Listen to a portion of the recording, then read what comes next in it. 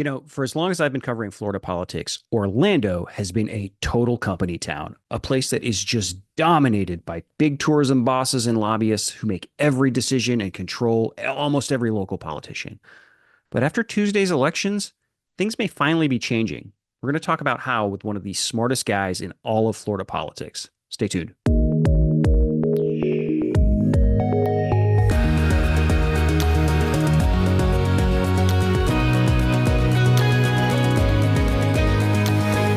Hello, and welcome to Seeking Rents, the podcast. I'm your host, Jason Garcia. I am the publisher of Seeking Rents. That's a newsletter in Florida about state politics with a particular emphasis on the ways big businesses and other special interests influence public policy in this state.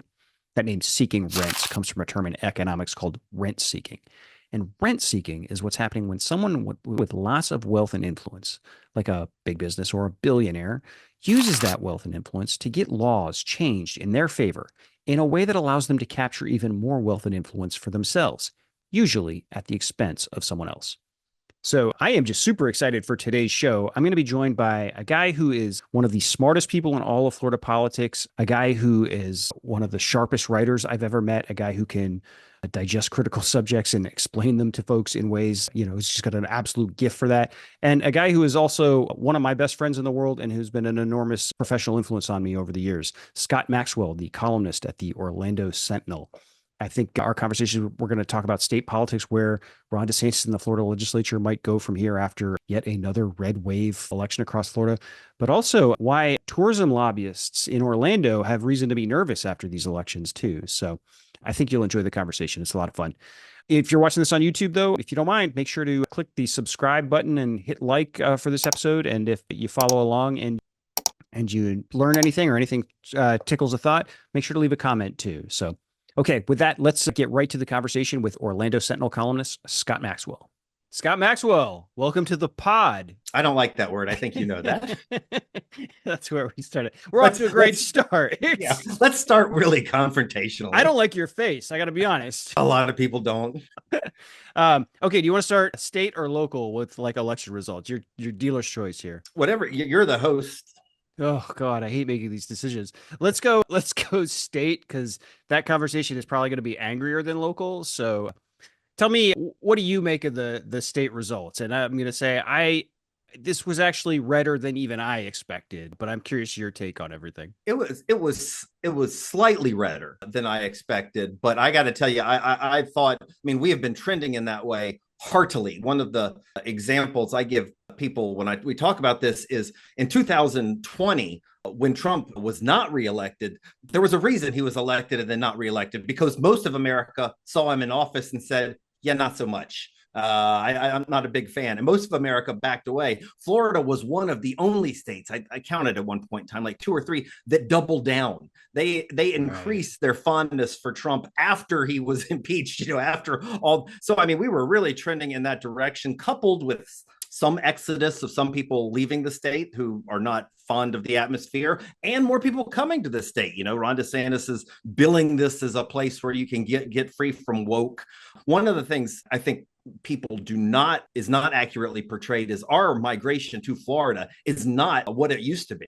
It's about 1% a year is what it's been. That still puts us one of the top in-migration states in America, with like Arizona and Nevada, but it was 4 and 5% in years past. What we've done is we sort of changed the migration of the people who are coming here and sort of the texture of those folks. So anyway, that's a really long way of saying I was surprised somewhat by the margin, but not by the trajectory, because we are as red as Texas, literally as red as Texas. It was about a 13 and 14 point Trump margin on Tuesday. Yeah, that all makes sense to me, except and I get that special and off mid-cycle elections are different and stuff, or I guess this is all special, but Democrats had won the Tom Keene seat, right? Yeah. And he immediately threw him out. The Jacksonville mayor's race, Democrats won that. It seemed like, if I'm recalling correctly, there was a special election, state house election in Miami where the Republicans won, but Democrats overperformed. It just sort of seemed like, we're talking about building off from what I thought was the bottom. So,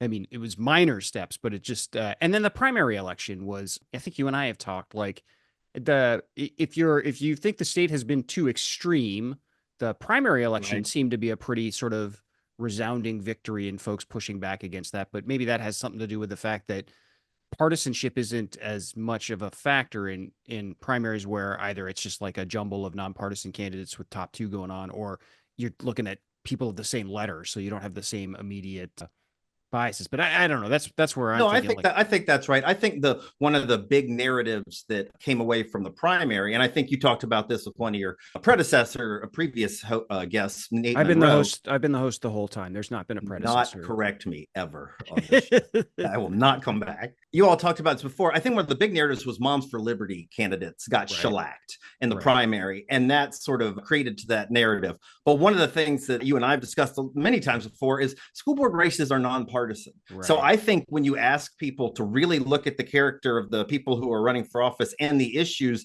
they choose these more moderate and often left of center values. But once you put a letter next to it and a party, I think everything changes. And virtually everything had a party next to it on Tuesday, except for like those school board races. And they were, as you know, even trying to change that, inject partisanship. Right. But I also still think the Moms for Liberty folks didn't fare terribly well this past Tuesday either. Yeah, I went back and looked through my list of, I had sort of gathered a list of like 10 races around the state, and they did better than they did in the primary, certainly, but still it was a mixed bag. Like a couple of DeSantis candidates lost, a couple of, at least one of them was a Moms for Liberty. There was a big race in like Pinellas County, for instance, where right. the right-wing MAGA person lost. But yeah, I saw the one in Pinellas, but what I think we also saw in Central Florida, and this was harder to really get your hands around, is there were a lot of what I would call Moms for Liberty adjacent candidates. They were not the ones, they knew it was dangerous to run with that label, but they had endorsements from Moms for Liberty people or contributions from Moms for Liberty people. And basically, if you had any of that kind of stink on you, at least in Central Florida, relatively the Seminole Orange, you did not get out of the gate. Yeah, this is an issue I have changed my mind on over the years. And I think you were always on this, but that, like, we're both in Orlando, where for a long time there was a big push to make all the local races partisan because, and this was led by Democrats locally, or correct me if I'm wrong, but I think so, because, they figure putting a D next to the name in a blue county is going to help everyone.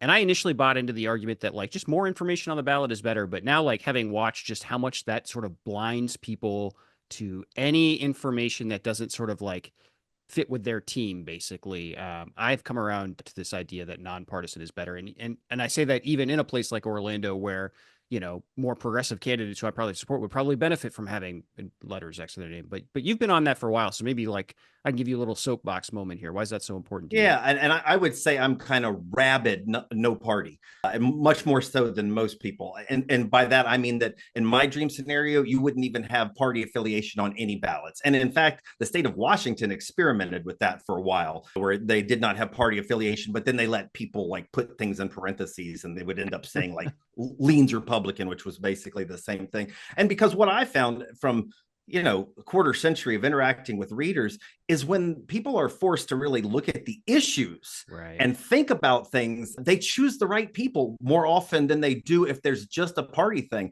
And you're right, in Orange County, having a D next to your name would be a big advantage. And one of the elected officials who I really respect on this is Karen Castor-Denel. She is a former legislator turned school board member, and now the new supervisor of elections, elected as of Tuesday. And she was one of those who, as a school board member, said partisan elections are an awful idea. She said, it would absolutely help me. If I have a D on my name, I'm much more likely to win. But once you do that, we stop talking about what needs to happen in schools. We stop talking about what sort of education and books they need to read. And everything becomes what we've seen the Moms for Liberty turn these races into. And when it's sort of a hardcore Democrat makes the argument to me, well, I want every piece of information. I want an R. What I say to them is, well, then you're on team Ron DeSantis, because Ron DeSantis wants party affiliation next to all of those. And think about why that is.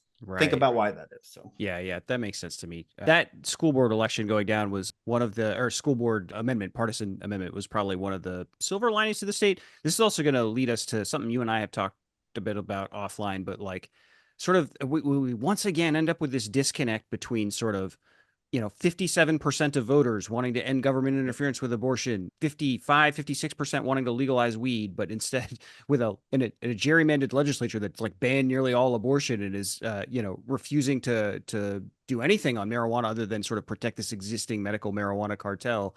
Tell me, I'm curious to get your thoughts why you see such a disconnect between, and I guess this is going to end up leading back to just the same place we were talking about too, but like every time there is kind of, to your point, like a center or left of center policy on the ballot, it does incredibly well That's statewide. As right. red as Florida has gotten, might not always get 60%. Thanks, Florida Chamber of Commerce for that rule, but it always gets a strong majority at least. And yet we have what I think is fair to call one of the most far right legislatures in the entire country at this point. Yeah, What do you I make of that? agree with all of that. And there's a major disconnect. If you think about all of the citizen-led initiatives that have passed through the years, not just recent years, through the years, smaller class sizes at one point in time, high-speed rail, rights for former felons, all of these things are what I would call left of center issues. And Right. they always get a majority and often a super majority vote. But once you put the R next to it, these culture war things take hold. And one of the things I observed is, this, I don't know any Democrat running for any office that had like transgender surgeries for inmates as part of their platform. And yet Right. every single Republican who ran in Central Florida, I don't know, but virtually everyone that ran put that as part of their ads. And I Right. think once you put that red meat out there, it starts trumping the That's rest right. of this stuff. And then you throw in they're coming for your guns, they're trying to turn your kids gay, all the rest of that stuff. I think the culture war ends up trumping it because, as you said, the numbers don't add up. You had Right. 57% support Trump and approximately, and 57% support abortion. Right. So Right. I think when you take the party away, but Ron DeSantis, unlike any governor before him, has been really good at sort of putting a partisan charge on Yeah. absolutely Right. everything.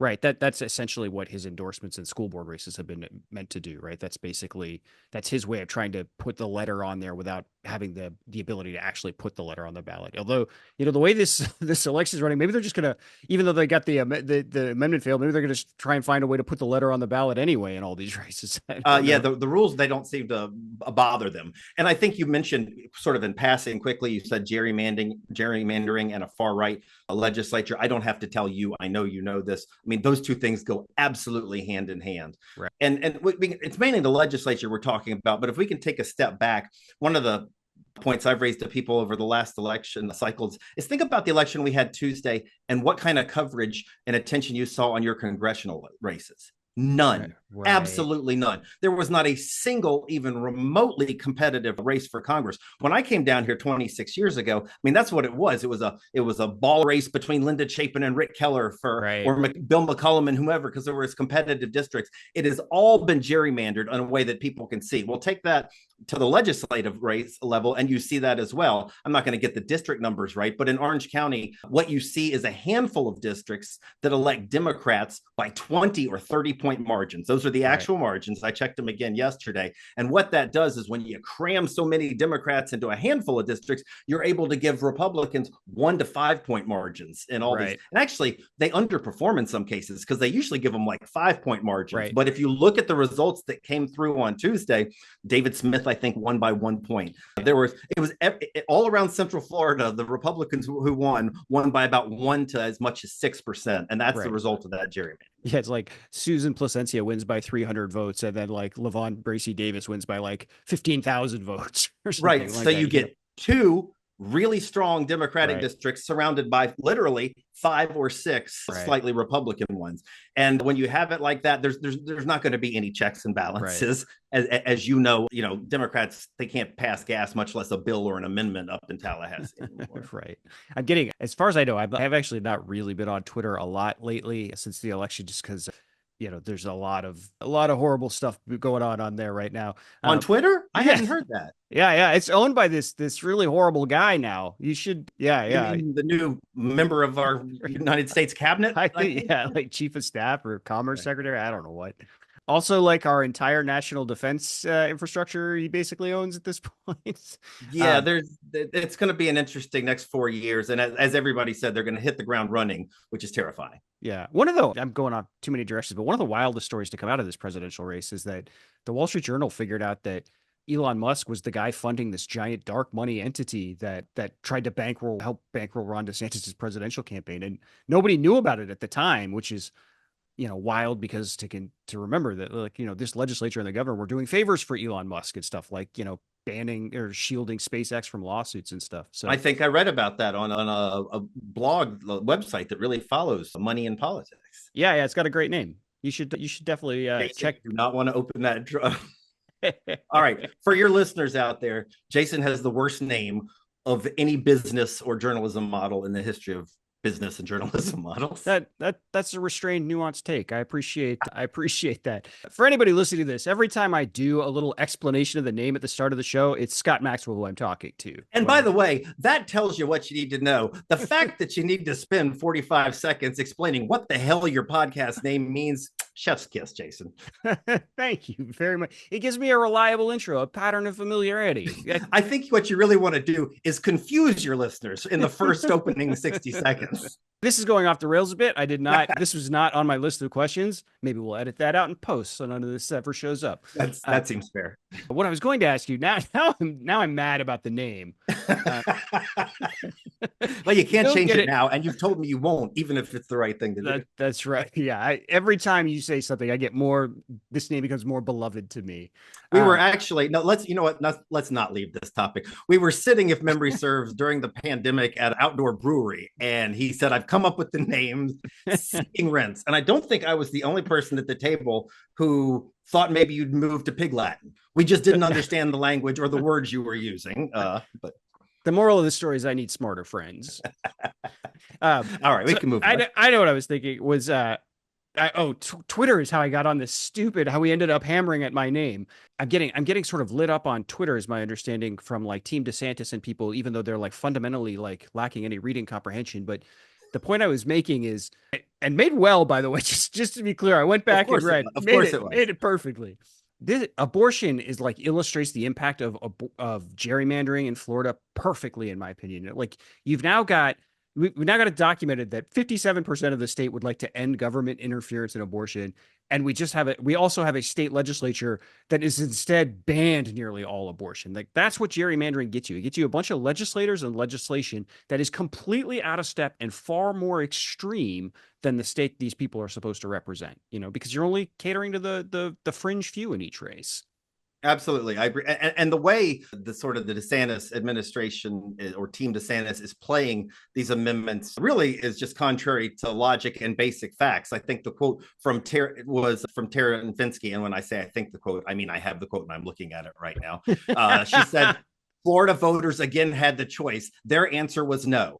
That's a lie. Right. That's really a lie. Right. Their answer was overwhelmingly yes. Yeah. It wasn't yes enough for the rules, but the answer was yes. And so they're portraying this pretty hearty being on the wrong side of a public opinion as a victory. So. Yeah, that's right. I'm curious to get your take on this, because some of the reporting, I think this came out of Politico. This seems, if it did not come out of Politico, it should have, because this is the classic Politico story, that Ron DeSantis that if he was able to if these amendments failed, the weed and the abortion amendments failed, that these were going to be big victories for Ron DeSantis, and that they were going to help propel him back onto the national stage and propel a future presidential run. I'm curious to get your take, because I'm sort of thinking, like, having 57% of your own voters tell you they think one of your signature policies should be overturned is not a winning issue. But I'm curious your take. No, I think there's very little legitimacy to that. And we can see that by the guy who just won the presidency, who ran away from abortion as an issue. I mean, he went back and forth on weed, by the way. I don't think weed is going to move people one way or the other on a presidential, but I think abortion will. And the way it moves people, as we see everywhere, and even states like Montana, is that people overwhelmingly support it. And when you talk about gerrymandering, this is a point I meant to make a few minutes ago. But you got sidetracked with the name stuff. That was important to get into. Yeah. It takes so much brain power to comprehend what it means. So 2 years ago, during the legislative races and the governor's election, I wrote a column, and I think the title of it was, "If you care about abortion, this is the year to vote like it." And the point was, there was a lot of talk about this abortion amendment coming 2 years from now. Right. But that's not, 60% is a hurdle. What opened my eyes is the idea that abortion could pass in even red states was lit on fire by Kansas. Kansas was the first state to do it. And all the coverage you saw nationally was that Kansas voters, red and blue, came together to protect abortion in a landslide. And that was all accurate. But that landslide was 58-42. Right. And the point I was making was that landslide that's being celebrated as a victory in Kansas is a loss in Florida. So if you care about these issues, you can't just wait for them to come up single-handedly. That has to translate into the vote that you're putting in into who you're putting in the governor's office and the legislature. And either what you're seeing is people care about abortion rights, but not really that much, or they're distracted by the inmates getting sex changes with tax dollar things. And I think it's a little bit more of that. But the point being, you can't just wait for the single issue vote to come up. You've got to let this translate into the people. And in the 2 years, by the way, since that happened, abortion restrictions got more intense. Yeah, because of the people who were put back into office in 2022.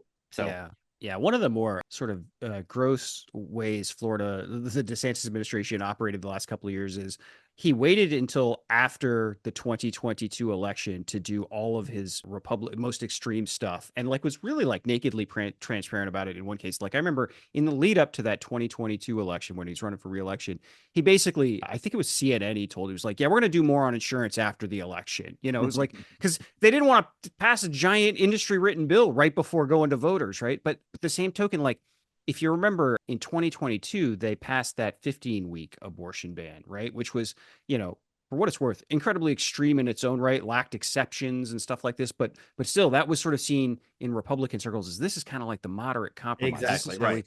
And then the second he got reelected, they turned around and passed one of the strictest abortion bans in the nation. And they did all of that conservative stuff they did in 2023 was built around his Republican primary running for president. He knew he was going to do it all, but he waited until after he had to run through another general election before doing any of it. Absolutely. Yeah. The 15-week was already intense, particularly for the rape and incest lack of exceptions. But that sort of hurdle is what prompted other states to rebel. And then we went to 6 weeks and with one of the strictest that any place in America has.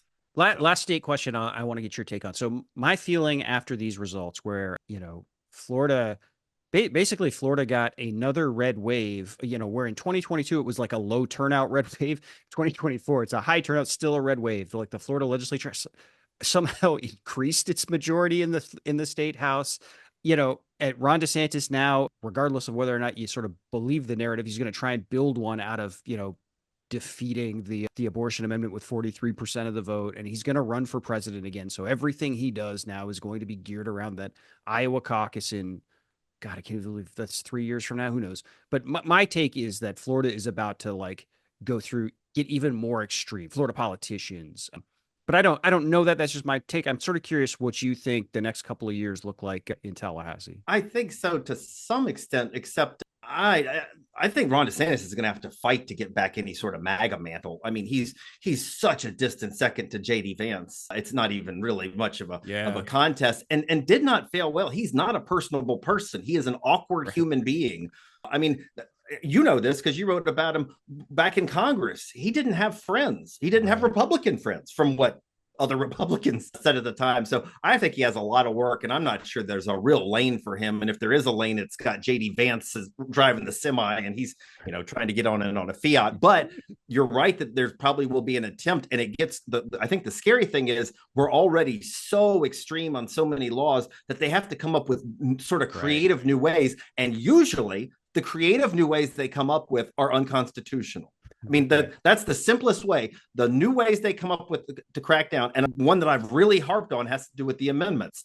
They, as you know, passed two laws, but the first one said that no one could donate more than $3,000 to any sort of amendment drive, and that they would be arrested. It was a crime. You could go to prison. I mean, this is the kind of thing that if you read about in North Korea, you go, oh, that makes sense. I'd expect to see that over here. And it was a Trump-appointed judge who worked for Pam Bondi, who basically said, what the hell are you thinking? This couldn't be more unconstitutional. Ron DeSantis, they were talking about keeping big money out of politics. Ron DeSantis, as you know, is taking checks $5 million at a time from hedge fund operators out of Illinois, but wants to put Floridians in prison tuition if they donate more than $3,000 to smaller classroom Right. sizes or a better pre-K program. So Right. that's what I mean. When they look for the more new ways to crack down, it's usually unconstitutional. Yeah, that's right. And they get increasingly crass or like clumsy about it too. I'm thinking of like Randy Fine, Drag queen. right, Bill, I want to ban drag queens. And then like by the people like, you can't put that in writing. You're gonna have to do it a different way,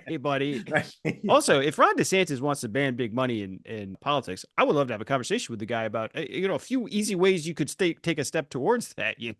I bet he'd like to have a conversation with you about that, Jason. Did I ever tell you I had one long conversation with him? Have I told you this story? Yes, when you worked for a previous publication. Yeah, that's right. Florida Trend, which is like a friendly place. Okay, I think I've even told this on the podcast, so I'm not going to tell it again. I've only got like 8 different stories, so Okay. He was not impressive. Let's just say that. And I did not see Ron DeSantis, Republican Party savior, coming then a few years later. So, but hey, that might have been on me. Yeah, although the one thing Trump has taught us is there's no such thing as down and out forever. I mean, there's no such thing as disqualifying. I mean, it certainly looked like Ron DeSantis got everybody bailed on him, including everybody in the party. But who knows what could happen over the next 4 years? Right.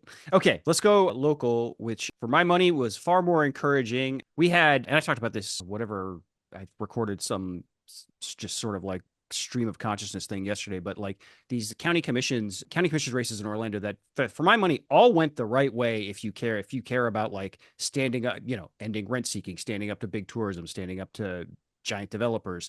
Curious what your take on those elections. What do you make of them? What do you think decided them? Just riff on those 3 races if you can. Yeah, it was seismic, and I'm going to sound like an old fart here. When I came down to the Orlando Sentinel in 1998, it was to cover the first actually election of the first county mayor. It was Mel Martinez, and back when I came down to 26, it was basically like I was told, all you do is you fight for the tourism community's endorsements. And once the tourism community chooses who they want, with the help from developer, but they're usually one and the same. Once the tourism community chooses who they want, that's who wins.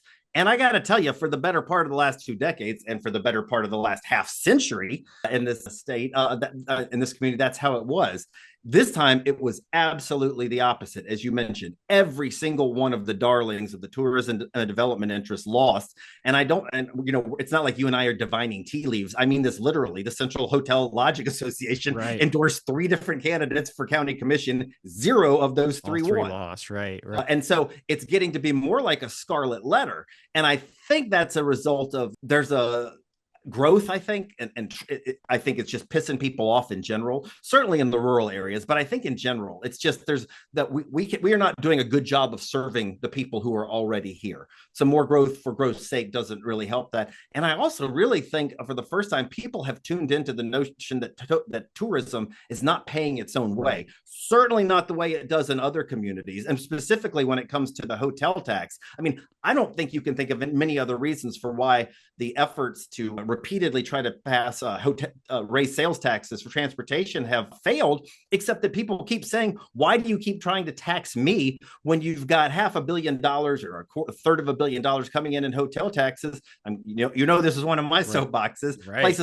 Places like Las Vegas say, well, good Lord, tourism creates a huge strain on our economy. Of course, we should use hotel taxes for things like parks. They use it for schools. They use it for roads. The Las Vegas Convention and Visitors Authority actually runs the rail system in that community. But this community has never been willing to share the tourism. And I think people are tired of that. And it was a pretty resounding, I don't think you could point to anything that would give them a lot of hope or optimism on Tuesday's results. Yeah, man. The Nicole Wilson race, she was outspent 8-1 and she still won. And by the way, like won handily. That ended up not being close, particularly after that primary.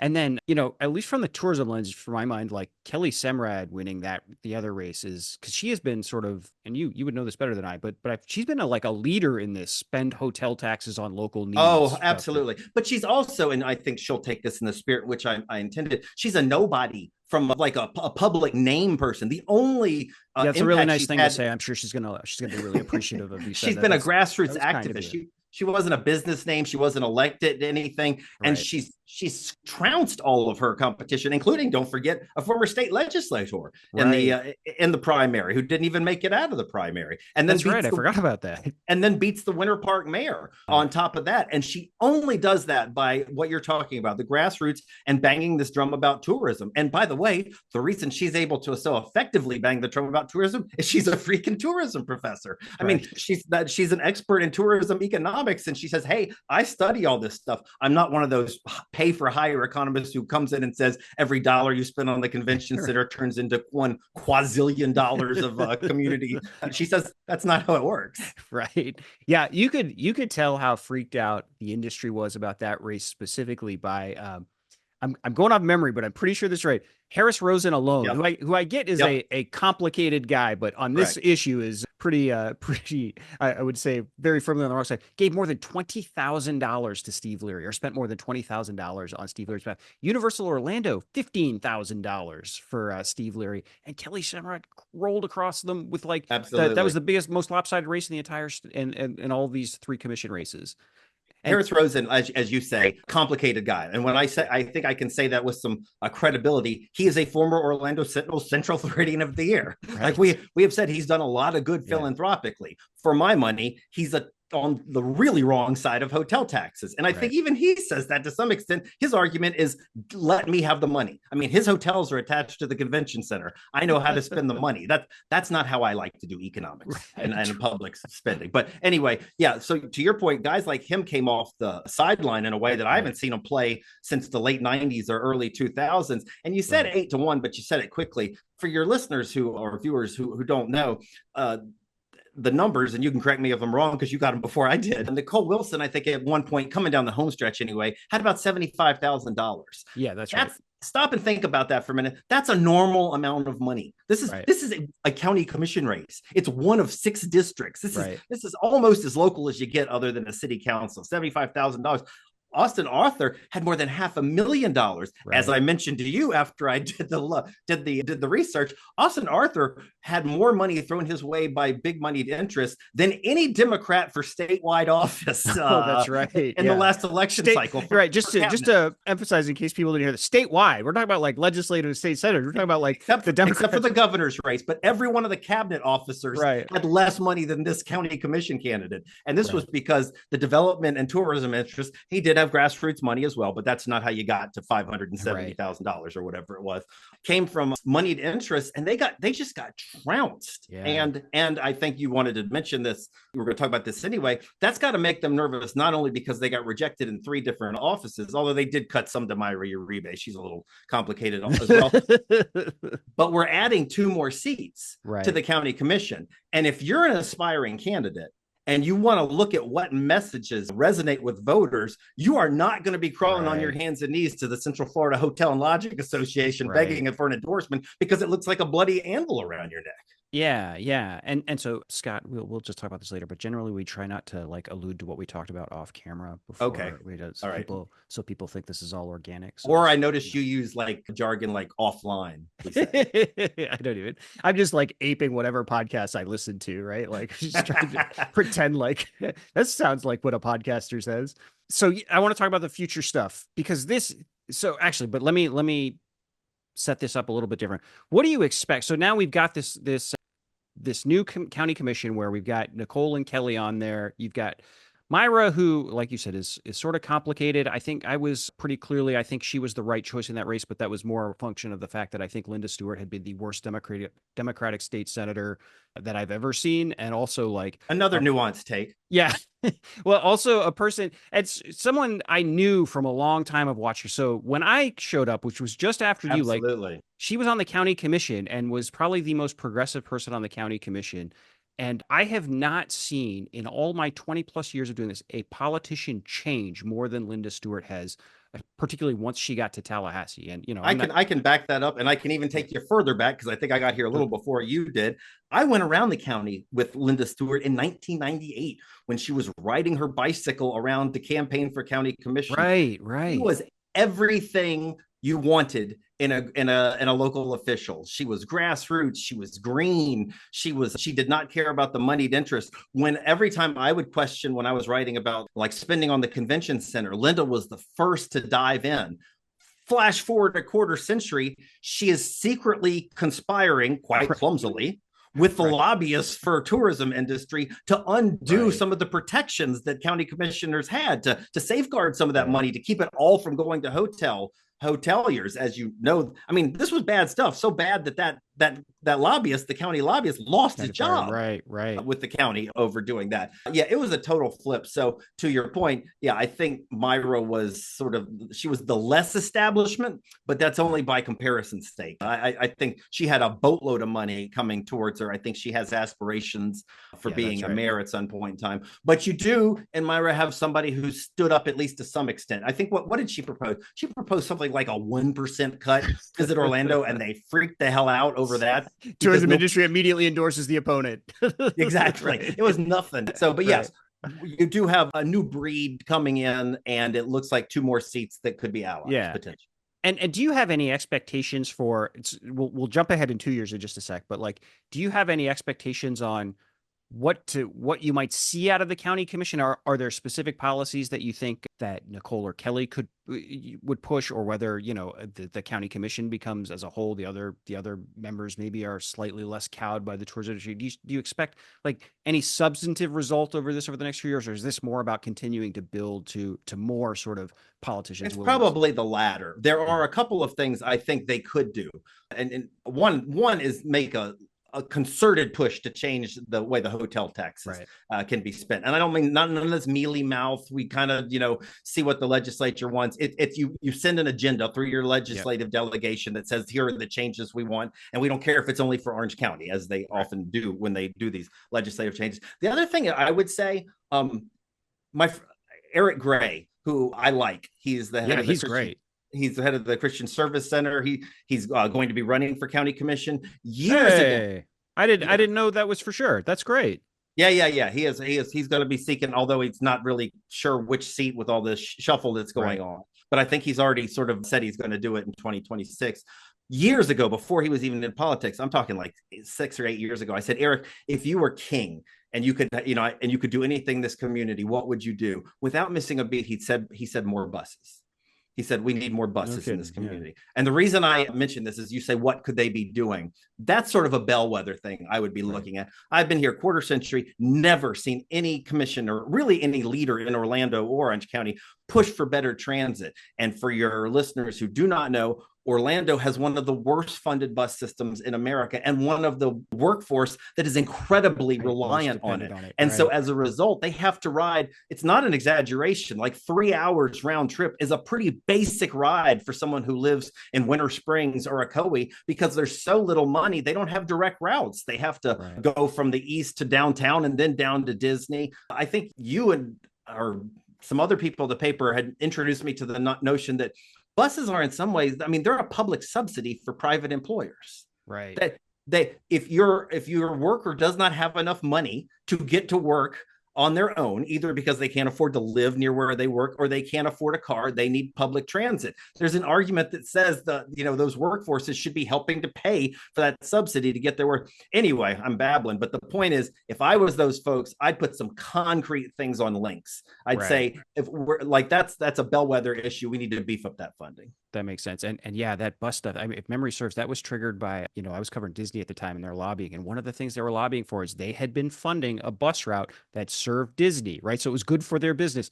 They were lobbying to get the legislature to fund it instead. They wanted taxpayers to fund it. And it's like, that was one, like, yeah, I want this route to be funded. And like, there are far worse ways that the legislature spends taxpayer money, but also you're already doing it. And you're like you make billions of dollars every year in profit. Just keep doing it. It's for your business, right? Right. Most of the people who are doing that are doing it so they can go make minimum wage jobs changing bed linens on International Drive. I mean, they shouldn't have to spend 3 or 4 hours a day getting there. So I think that's something I would lean into. And by the way, it's pretty decent. Popular, rail is sexy, but buses are the workhorse, and we don't even have a basic thing. What's the number I put out there? I think we have traditionally spent twice as much on Visit Orlando as we do running the entire region's bus system. God. My Excuse me, God. the county share. Anyway, but yeah. Wild. Wild. Okay, let's look ahead because there is, if like you and I obviously very encouraged by these results, there's like a really interesting opportunity now because 2 years from now we got a county mayor's race and for people outside of the Orlando area listening to this, that's probably the most powerful job in Central Florida. You make a case between Orlando mayor as kind of like the image in the bully pulpit, but the Orange County mayor is the one who's actually got all the money. Um, Absolutely. and we're going to have two new county commission seats on the ballot. So because of this charter amendment just passed, that's boosting a number of county commission seats from 6 to 8. How sort of significant is that for you? And are you hearing anything about who might run for anything? Obviously, Eric Graves, we're going to run for something. That sounds great. Just sort of looking ahead, how important is that? Because if you get to the point where, if a Kelly Semrad and Nicole Wilson becomes mayor and fills two more seats like that, then you start to really look at a transformative board of commissions. But curious what you think. And I don't know. I mean, something like a Kelly or a Nicole running for mayor would be a real gut check for this community. Tourism would actually have a coronary. I mean, like people would die probably in their lobbying offices. Right. They'd just cave over if they were even running. Right, but you're right about it being a bully pulpit. We have not had, in my estimation, anybody who's made the most of that office can since Mel Martinez. And Mel Martinez provably did so. He went straight from being county mayor to being HUD secretary, being U.S. Senate, to being chairman of the Republican National Committee. I mean, it is a bully pulpit, but with are we allowed to use profanity on your podcast? Yeah, I'll allow it. Okay. You know what? With just a boatload of money to go with it. That's what I'll say. There's billions of dollars. Wait, whoa. What were you going to say? A shit ton. Okay, thank you. Yeah, okay. Yeah, just a shit ton of money to go with it and a bully pulpit. Somebody who had aspirations could really do a lot with that position, but we have that race hasn't even come into focus yet, really. I think back to one of the smart things the tourism lobby did, and this is kind of, I say tourism lobby is kind of just the whole big business lobby in Orlando. Although, like you pointed out, the real estate lobby, the tourism lobby are so like overlapped because so much real estate development in Orlando is tourism related. But the last time, so 20, what was the county mayor's race? The last one would have been 2018, right? No, 2 years ago, I think. 2018. I'm sorry, 2020. Yeah. So 2020 was when it was open. So that was when Teresa Jacobs was gone and Jerry Demings got elected, right? No. You know what? This is making for great radio. I tried. I wish we had some sort of like electronic communication portal that we could like look up information. 2018. Well, yeah, I think the problem is you've just said so many wrong dates. I can't possibly come up with the right one anymore. I'm ruling out years it didn't happen. Thank you. And I've settled on 2018 is when right. Jerry Demings doing fiction now. That sounds good, Jason. Well, yeah, you know what? I'll check it afterwards. If it turns out to be wrong, there'll be a little correction at the end of this. I bet you it's right. 2018 probably is when Jerry. But anyway, when that race happened, at that point it had become clear that Orange County was pretty Democratic because initially there were a couple of Republicans that wanted to run for county mayor. And the conventional wisdom at the time was that there was going to be probably a progressive Democrat like Scott Randolph or bear in mind his age poorly, but Rick Singh, remember him, was also thinking about running for mayor. Well, the other big name that was there then and could come back next is Val Demings. Yeah, that's right. And we'll get to that in just a second. The point I'm making, if you'll allow me to finish. I seem never ending, but go ahead. There's a lot of table setting. This is what I do. Anyway, the business establishment pretty quickly realized that a Republican wasn't going to win that race. And so they basically abandoned Bill Sublette and Andy Gardner, who were both interested in doing, and they found Jerry Demings, who was like an acceptable Democrat to them, kind of a moderate Democrat. And the entire reason I'm convinced that Jerry Demings ended up Orange County mayor was to stop like Scott Randolph from being Orange County mayor. And so I think it'll be really interesting this time because everybody goes into this like eyes wide open, and like I wouldn't be surprised to see like a Scott Randolph run again or something like that. But I would expect there'll be a business Democrat that runs, like a tourism backed Democrat that runs. And I have no idea who it will be. But... I'm sure. I think Val might fit that. Oh, yeah, that's right. Okay, that's where we live. Yeah, that would make total sense. I think Val Demings might fit that bill. And this is, for those who don't know, Orange County is one of the bluest places in the state. This county went Harris over Trump by 13 points. So it's the exact opposite of what the state did. 13 points for Trump. So however red the state is, that's how blue Orange County is. However, as I've noticed, and I put in my column today, even Orange County is trending slightly redder. And my point to progressives out there would be like, if you think you're going to put a strong progressive candidate out there, now's probably the time, because it's only getting redder. Actually, 4 years ago or 8 years ago or 6 years ago or whatever year you made up was probably the best time. But yeah, traditionally this community has gone with business-centric Democrats. That's kind of what Linda Chapin was before her time as she was actually the first county mayor. So yeah, that's kind of where this community's been. But I think people are ready for something different. I think of someone, even a business-centric Democrat, would have a tough time running and saying, I'll tell you what I want to do, make sure the hotel industry keeps every single dollar of the hotel tax. I don't think that's going to fly. And by the way, they did say that and win in previous years. Because during one of those campaigns, I asked every single candidate, including Jerry Demings, they'd all trek down to the Hotel Lodging Association to ask. And I said, will any of you push to diversify hotel tax? Every one of them, oh, hell no. Oh, no. That's not... Yeah, right. What we want to win, Scott. Yeah. You know how much money these guys have? Yeah. So you couldn't even vote for someone who wanted that because they all said no. Right. So I don't think that's going to fly in the next mayoral election. Let me ask you one last thing, just because you mentioned that shift we're seeing where like Trump did surprisingly well in Orange County. If you just look at sort of the, previous elections. Do you have any sense? Is that a Trump specific thing? Is it like his unique appeal as like a bomb thrower, throw the bums out kind of guy? Or do you think, is there like, is like Ron DeSantis is the next Republican governor going to do better in 2020? I'm going to not even guess what year the next governor's race is. 2026. Yeah. If you say so. What do you make of that? Is that a Trump specific? I need to check the numbers, but yes, that is my impression. My impression is that everywhere in the state is getting redder and maybe more accurately, less blue, if that makes sense. And this is only anecdotal as a columnist, but I, in the past 2 to 4 years, more than ever, have had more people say, "I've loved reading you. I've loved living here. I can't do it anymore." And I don't mean occasionally. I mean, this morning, someone said, "I'm going to Panama." Somebody else said, I'm going to Maine. Yeah, those are just today. I do think there's a segment of people, particularly LGBT Q folks, who are I don't know how many times you can watch people who lead your state say you're a deviant and you're a groomer. Or a groomer. That's right, or a pedophile. I mean, I'm an actual pedophile, and say, this is the place I want to call home. Right. So I think I think that is trending in that direction, but I haven't checked the actual party registration trends lately.